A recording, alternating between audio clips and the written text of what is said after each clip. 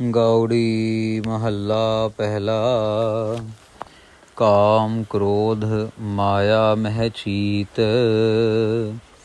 धन धन गुरु नानक देव जी महाराज साध संगत जी कृपा कर रहे हैं। धरती का उद्धार करते करते महाराज उदासी करते करते उदासियों की फेरी करते करते महाराज करतारपुर नाम के एक गांव में पहुँचे हैं।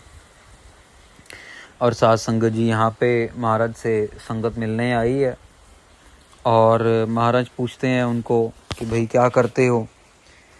तो महाराज को इम्प्रेस करने के लिए, ऐसा होता है ना कभी कभार हम लोग जब किसी बड़े इंसान के पास जाते हैं तो उसको इम्प्रेस करने के लिए चापलूसी करते हैं। हाँ जी सर आप तो बहुत अच्छे हो, ये है वो, अरे आपका कपड़ा भरे, आपके बच्चे बहुत अच्छी अच्छी बातें करके वो अफसर की चापलूसी की जाती है कि भैया मुझे अच्छे नंबर मिल जाए, मेरा काम हो जाए, मेरी को मना ना किया जाए, ये अफसर मेरी बात मान ले, समझ ले।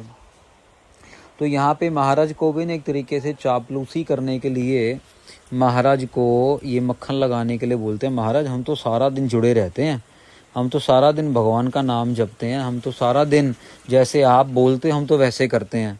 तो महाराज इनकी तरफ देख के 3-4 लोग आए महाराज के पास, जो इनकी तरफ देख के मुस्कुराते हैं और ये शब्द उच्चारण करते हैं, काम क्रोध माया मह चीत। महाराज कह रहे हैं कहाँ भाई, तुम कह रहे हो नाम जप रहे हो, काम के अंदर क्रोध के अंदर तुम्हारा चीत जुड़ा हुआ है, भगवान में नहीं जुड़ा हुआ, हमें सब पता है। झूठ ही, इनकी आंखें खुली की खुली रह गई हैं। महाराज और बोलते हैं, झूठ विकार जागे हित चीत। महाराज कहते हैं झूठे विकारों के अंदर चित्त लगा हुआ है, उनके साथ प्रेम है मन के अंदर, उनके अंदर जो है खचित हो रहा है मन। पूंजी पाप लोभ की कीत। महाराज कह रहे हो, तुम कह रहे हो कि नाम इकट्ठा कर रहे हैं हम सारा दिन, तुम नाम नहीं इकट्ठा कर रहे भैया, तुमने तो लोभ की पूंजी इकट्ठी की है, पाप की पूंजी इकट्ठी की है। लोभ मतलब एक तरीके का लालच, और पाप कर करके लालच कर करके पाप किया, पाप की पूंजी इकट्ठी कर ली है, नाम की पूंजी नहीं इकट्ठी की, हमें सब पता है। तर तारी मन नाम सोचीत।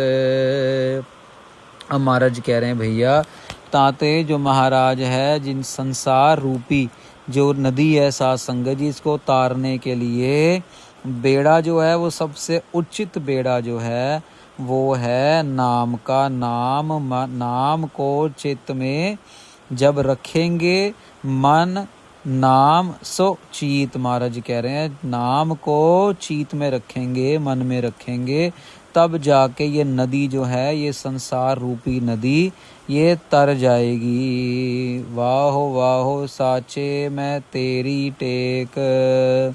महाराज कह रहे हैं वाह हो आप धन्य हो, आप आश्चर्य हो, हे सच्चे अकाल पुरख वाहिगुरु, मेरे को तेरी शरण है, हमें सिर्फ आप ही का आसरा है। महाराज जी अकाल पुरख वाहिगुरु जी, हाँ पापी तू निर्मल एक। महाराज हम पापी हैं और हमें आपकी टेक है। अब ये आगे से जो लोग बैठे हैं ना साध संगत जी, ये महाराज को बेनती करते हैं, महाराज बख्श लो, हमें आपकी टेक है, आप निर्मल हो, हम सब पापी हैं, आपने हमारी चोरी जो है पकड़ ली है। रहाओ अगन पानी बोले पड़वाओ। महाराज अब आगे एग्जाम्पल देंगे साध संगत जी कि अग्नि और पानी की वजह से ये जो हमारा बोला है, भड़ होता है साध संगत जी, शोर मचाना भट्ठे की तरह। महाराज कह रहे हैं कि बोला शब्द हम बोल रहे हैं अग्नि और पानी की वजह से, हमारे अंदर जो है वो चल रही है इकट्ठे। ये साइंस है ना साध संगत जी, अग्नि और पानी, क्योंकि वैसे तो पानी और अग्नि इकट्ठे रहते ही नहीं है। जहाँ पे पानी होगा वहाँ पे आग नहीं होगी, जहाँ पे आग होगा वहाँ पे पानी नहीं होगी। पर महाराज कह रहे हैं आगे वचन करें कि देख लो भैया, ये तो इतने आश्चर्य हैं, तुम कह रहे हो नाम जप रहे हो, ये तो आग और पानी को भी इकट्ठा कर लेते हैं, तुम्हारी चोरी नहीं पकड़ी जाएगी क्या। जहवा इंद्री एक सुआओ। महाराज कहते हैं जीव और 10 इंद्री एक ही अपने अपने स्वभाव के साथ, अपने अपने स्वभाव के साथ रखी हुई हैं साध संगत जी। यहाँ पे महाराज कह रहे हैं कि देख लो, जब जीभ है वो दांतों के बीच में रखी है, वो कटती नहीं है। जीभ का स्वभाव है वो कटेगी नहीं, वो स्वाद देगी। ऐसे ही साध संगत जी आँखों का, कान का, ये सब 10 इंद्रियां जो हैं, इनका अपना अपना स्वभाव है, इनका अपना अपना स्वाद है और ये अपने स्वाद में लगे रहेंगे। ऐसे साध संगत जी काम वृत्ति वाले बंदे को काम का स्वाद है, क्रोध को क्रोध करके बड़ा मजा आता है, बोल बोल के सबके ऊपर जीत हासिल कर ली, ऐसी बातें वो करते हैं। महाराज यहाँ कहते हैं दिष्ट विकारी नाही पाओ पाओ पाओ। महाराज कहते हैं जिसकी दृष्टि विकारी है ना, जिसके मन में विकार चल रहे हैं, जिसके मन के अंदर अच्छे विचार नहीं और ना ही कोई पश्चाताप, लेकिन विचार चल रहे हैं, महाराज उसको भाव नहीं मिलता, उसको आपका प्रेम नहीं मिल रहा है। महाराज इनकी तरफ बोल रहे हैं कि देख लो तुम ड्रामेबाजी कर रहे हो, तुम्हें कहाँ से भाव मिलेगा, प्रेम कहाँ मिलेगा, डर कहाँ मिलेगा, भय कहाँ मिलेगा। तुम्हें डर नहीं लगता, झूठ बोल रहे हो। आप मारे ता पाए नाओ। महाराज कहते हैं नाम की बात करते हो, पहले अपने आप को मारना पड़ता है फिर नाम मिलता है, पहले अपने आप को त्यागना पड़ता है फिर नाम जपा जाता है, पहले अपने आप को न्योछावर करना पड़ता है फिर जाके कहीं परमेश्वर का नाम मन में आके बसता है। तुम कह रहे हैं हम 24 घंटे नाम जप रहे हैं, अरे किसको लल्लू बना रहे हो, ऐसा मत करो भाई, मत करो। साथ संगत जी प्रॉब्लम ये थी ना, पहले किसी को कोई पकड़ने वाला ही नहीं था, कोई टीचर ही नहीं था, सारे स्टूडेंट थे उस दुनिया में और सब के सब एक दूसरे को नीचा दिखाते थे। ये टीचर आ गए गुरु नानक देव जी, इन्होंने सबको ही पकड़ना शुरू कर दिया, किसी को छोड़ा ही नहीं। भले ही कोई सिद्ध थे, भले ही कोई जति थे, भले ही कोई जोगी थे, भले ही कोई पंडित थे, भले ही कोई गुणी थे, भले ही कोई ज्ञानी थे, कोई भी था, ये सबको पकड़ने वाले एक मास्टर आ गए, धन गुरु नानक देव जी महाराज। और गुरु नानक देव जी महाराज ने सबको पकड़ पकड़ के, जैसे स्टूडेंट को पकड़ते हैं तो स्टूडेंट को पकड़ने के बाद उनका जो है गड़बड़ काम हो जाता है सारा का सारा, किसी बच्चे की भी कोई खैर नहीं रह जाती, वो खैर नहीं रही किसी भी बच्चे की। ये आज से पहले कभी हुआ ही नहीं था। आज से पहले अब एक ऐसा ना, एक स्टूडेंट को क्लास टीचर मॉनिटर बना सकती है पर टीचर तो नहीं बना सकती ना। एक स्टूडेंट अच्छा है वो मॉनिटर बन जाएगा, वो हेड बॉय बन जाएगा, हेड गर्ल बन जाएगा स्कूल का, लेकिन टीचर नहीं बन सकता। ये प्रॉब्लम थी पहले जो ज़माने में थे, वो स्टूडेंट ही स्टूडेंट को डराया जाता था, स्टूडेंट ही स्टूडेंट को समझाया जाता था, टीचर तक तो बात, क्योंकि टीचर था ही नहीं कोई। ये टीचर आ गए और सबको बैंत मार मार के सुधार रहे हैं यहाँ पे, और सब हैरान हो रहे हैं, अरे महाराज बख्श लो। अब और डर रहे हैं क्योंकि साध संगत जी पाप तो सबने किया है। अब गुरु नानक देव जी महाराज एक एक करके भांडा फोड़ रहे हैं, क्योंकि इंसान को तो लगता है भैया मेरा पाप तो किसी को पता नहीं लगता। किसी ने चोरी की, चोर चोरी करके आया और उसको लगा मेरी तो चोरी पकड़ी नहीं जाएगी, लेकिन यहाँ तो चोर को देखने वाला, पकड़ने वाला, सुनने वाला, रिकॉर्ड करने वाला, सीसीटीवी कैमरा चलता फिरता गुरु नानक देव जी खुद सब कुछ कैद कर रहे हैं। अब उनसे कैसे बचाएंगे अपने पाप को? तो गुरु महाराज के पास तो साध संगत जी जब कोई संगत आती थी ना, तो वो पहली शर्मसार होके आती थी, महाराज बख्श लो, महाराज गलती होगी, महाराज आज महाराज अमृत वेले नहीं उठ सके, महाराज कृपा करो, महाराज बख्श लो, पहले ही महाराज के पास।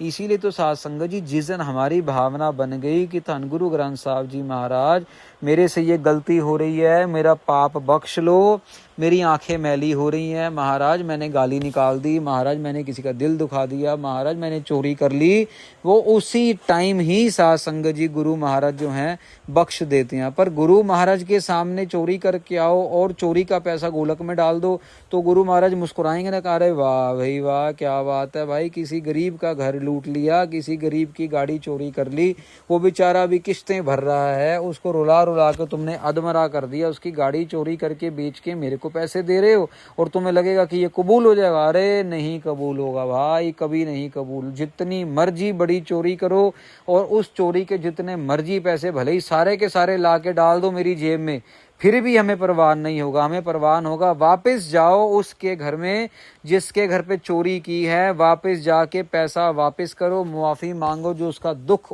तुमने दिया है उस दुख का पश्चाताप करो, फिर जाके हमें संतुष्टि मिलेगी, फिर तो हमारी खुशी होगी। तो यहाँ पे साध संगत जी महाराज कह रहे हैं आप मारे ता पाए नाओ। यही तो साध संगत जी बात है ना, अपने आप को ही तो मारना है। यही सबसे बड़ी एक जो कमी है हम लोगों में आई हुई है कि हम लोग अपने आप को ही नहीं मारते हैं, अपने आप को जिंदा रखते हैं, अपने अहंकार को जिंदा रखते हैं। फिर कहाँ से परमेश्वर का नाम हमें मिलेगा साध संगत जी, कैसे कृपा होगी। इसी तरह साध संगत जी एक बारी एक महापुरुष हुए जिनका नाम बाबा खुदा सिंह जी आया साध संगत जी। इनके पास एक सेवादार होता था। तो बाबा खुदा सिंह जी को सेवादार कहे, महाराज आप इतनी भजन बंदगी करते हो, हमने तो कभी देखा नहीं, आपका कोई हेल्प अकाल पुरख वाहिगुरु जी करे।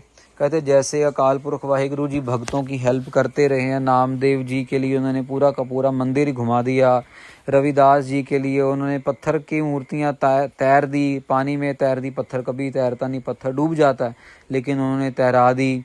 ऐसे ही भगत प्रहलाद जी को भी उन्होंने बचा लिया, ऐसे ही भगत ध्रुव जी को भी उन्होंने बचाया। बहुत बड़ी बड़ी साखियाँ हैं। तो महाराज आपके लिए कभी कोई देखा नहीं अकाल पुरख वाहिगुरु जी आए हों। तो वो मुस्कुरा पड़े और कहते कोई मतलब ऐसा वचन किया जिसका मतलब बना कि कोई नहीं, परमेश्वर की मौज है, जब उसकी मर्जी होगी वो आ जाएंगे। कुछ ही दिन में साध संगत जी लंगर प्रसादा ख़त्म हो गया सारा का सारा, कोई आटा नहीं, कोई दाल, कोई चावल, कुछ नहीं।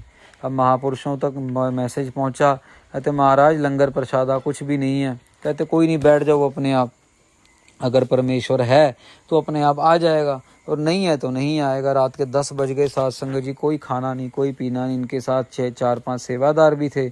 अब ये तो भजन में लीन है लेकिन बाकी सेवादार तो भूखे हैं। तो इतनी देर में रात को 10 बजे एक बुजुर्ग आए और प्रसादे बना के, दाल लेके, इवन बर्तन भी लेके आए। वो पता नहीं बर्तन, ये बताते हैं इनके सेवादार, किताब में लिखा है कि वो बर्तनों का पता ही नहीं लगा कि वो तांबे के थे, पीतल के थे, लोहे के थे, चांदी के थे, कौन से धातु के बर्तन थे वही समझ नहीं आया। तो वो प्रसादा लेके आए, सबने छका, महापुरुषों ने भी छका। तो महापुरुषों ने बोला भाई देख लो आ गए, तुम कह रहे थे काल पुरख वाहिगुरु कब आएंगे, वो आ गए।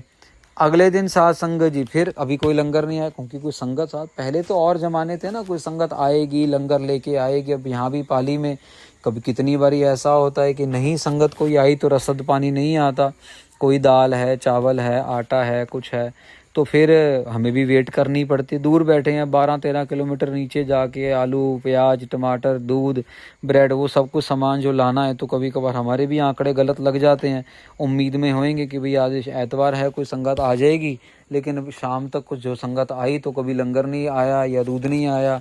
तो फिर आधी रात को फिर जाके पता करो भाई दूध मिलता है कि नहीं मिलता, क्योंकि स्टोरेज है नहीं, फ्रिज व्रिज बड़े नहीं है, तो ज़्यादा आ गया सामान तो ख़राब भी होता। गर्मी में मौसम ऐसे हैं यहाँ पे, इसीलिए स्टोरेज हो, स्टोर बना हो, कोई कमरा भी बन रहा है, गुरु महाराज चाहेंगे अपने आप बनाएंगे। तो साध संगत जी प्रैक्टिकल इश्यूज आते हैं। गुरुद्वारा बनाना, कोई एक मकान बनाना हो 2 कमरे का, 1 कमरे का, उसमें इतना कुछ करना पड़ जाता है। गुरुद्वारा तो फिर गुरु महाराज का घर है। तो अगले दिन भी आ गया प्रसादा, उसके अगले दिन भी आ गया। 6 दिन तक लगातार बाबा खुदा सिंह जी के पास एक बुजुर्ग खाना लेके आ रहे हैं। किसी को नहीं पता कौन है, कहाँ से आ रहे हैं, कुछ नहीं बताते, चुपचाप बस मूल मंत्र का पाठ करते रहते हैं और सबको प्रसादा छका के, बर्तन धो के और वापस ले जाते हैं। और जितने सेवादार हैं सिर्फ उतना ही प्रसादा आ रहा है। मतलब अगर 18 सेवादार हैं तो 18 लोगों के लिए, अगर 5 हैं तो 5 लोगों के लिए। अब साध संगत जी 7वां दिन आया। 7वें दिन एक संगत आई सुबह सुबह, वो आटे की बोरी ले आई। दूसरी संगत आई, वो दाल ले आई। अब ये सेवादार कहें भैया आज तो लॉटरी लगी है, अभी दाल भी आ गई, आटा भी आ गया और रात को प्रसादा भी आ जाएगा। तो बाबा खुदा सिंह जी तक रिपोर्ट पहुंची, महाराज आज आ गया है राशन। तो महाराज कहते भाई बना लो फिर। उन्होंने बात नहीं मानी। कभी कभार सेवादार भी आपको पता अपनी मन मर्जी मनमानी करते हैं, तो नहीं मानी बात नहीं मानी। रात के 10 बज गए, कहते भाई लाओ प्रसादा। कहते महाराज हमने तो बनाया नहीं अभी तक और वो आए नहीं जो लेके आते होते हैं। तो कहते तुम्हें कहा तो है कि बनाओ भाई।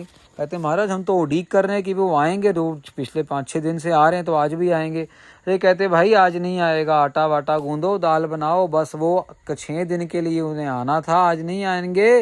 वो तुम्हें तभी तो आटा दाल भिजवा दी, अब खुद बना के खाओ। वो कहते हो गई जितनी सेवा भाई, खुद बना के उन्होंने आटा भी भेज दिया, दाल भी भेज दी, खुद बना के खाओ। तो साध संगत जी ये है अकाल पुरख वाहिगुरु जी की मेहर, अपने भक्तों के साथ हमेशा खड़े होते हैं। दुनिया को भले ही जो मर्जी लगता हो ये गरीब हैं, इनके पास पैसा नहीं है, इनके पास खाने को नहीं है, और अमीर अमीर लोग बड़े हैं, जिसके पास पैसा है उसको लोग अच्छा मानते हैं, जिसके पास पैसा नहीं है उसको लोग गलत मानते हैं। आजकल की दुनिया का देखने का नज़रिया भी यही है ना साध संगत जी, सिर्फ इतने में ही वो पड़ताल कर लेते हैं। उनके पास थर्मामीटर ये है कि पैसे वाला बंदा बड़ा बाबा है, बड़ा साधु है, और जिसके पास पैसा नहीं वो नहीं है, वो नहीं है। तो साध संगत जी महाराज यहाँ पे कह रहे हैं अपने आप को मारो तब जाके नाम मिलता है। तो यहाँ पे आधा शब्द साध संगत जी समाप्त होता है। आधे शब्द का विचार फिर अगले भाग में करते हैं।